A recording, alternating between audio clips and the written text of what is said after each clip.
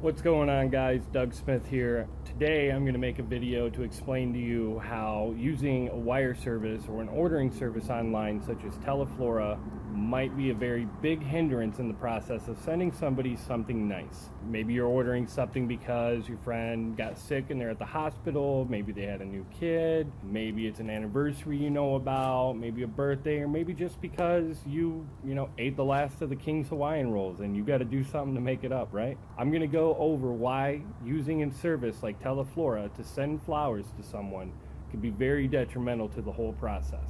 That's coming up.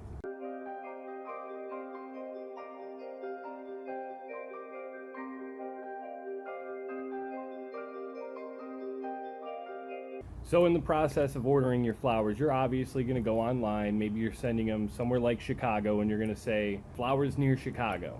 And you're going to see flower shops. You're going to see different florists pop up, but you're going to have big companies like Teleflora and a few other ones, which I'll mention in other videos as I'm going to review other ones along the way. But using Teleflora in our shop, I can explain this from a floral standpoint, and I know how a lot of customers deal with issues that happen along the way. So obviously, while you're going through, big companies are going to have the money to pay to advertise, so they show up much higher on the results page where all the flower shops will be below them. Usually in their description, they're going to put, 100% satisfaction guaranteed, delivery guarantees, and it's all fine and great. There's nothing wrong with that.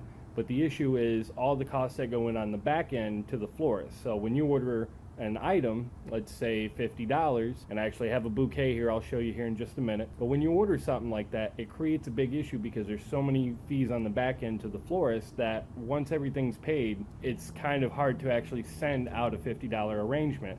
So when you're sending something for something special, because flowers are supposed to give a warm feeling, a happy feeling, condolence kind of feeling, like I'm thinking of you. That's something that you want to really bring to the table. And when you pay, $50 for something, you expect to get $50 worth.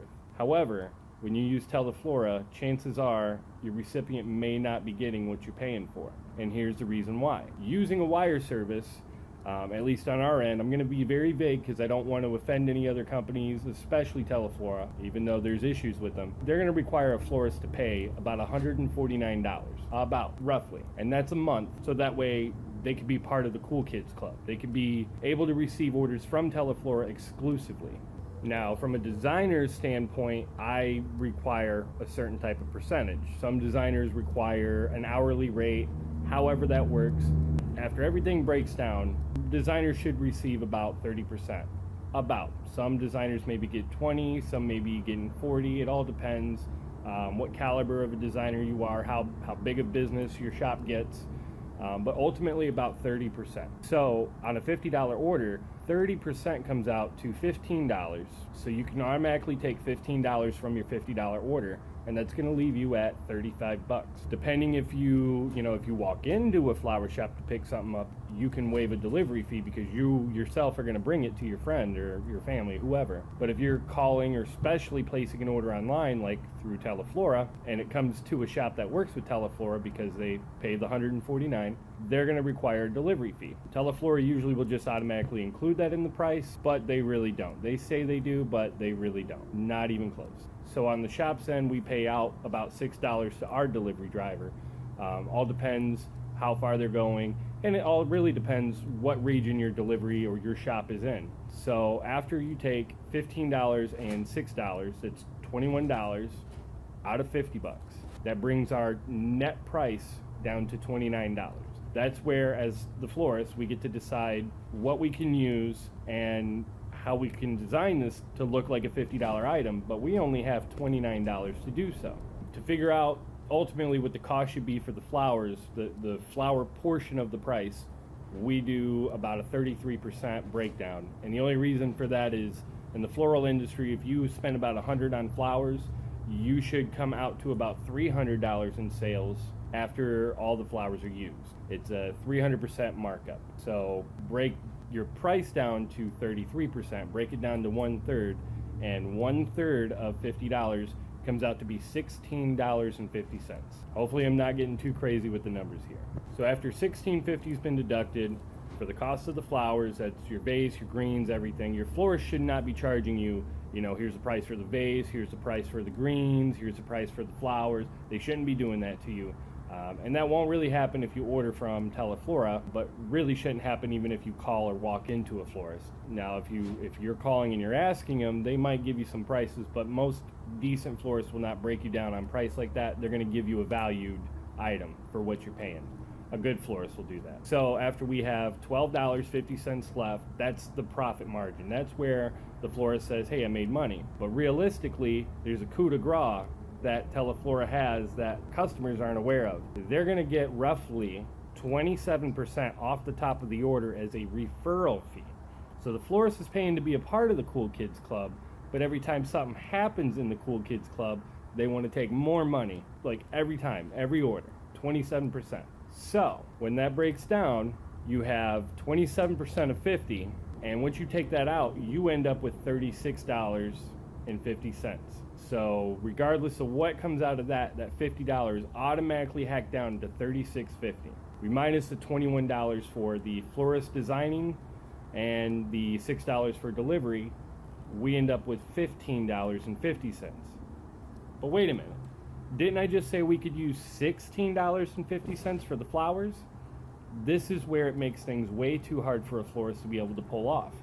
Because now, for us to at least just break even on a $50 order, we can't even spend 33% of the cost. We have to go below that. And a lot of times this is where you'll get a florist that will send out stuff they've had sitting in the cooler for much too long. Things will come out where they're only good for a couple days.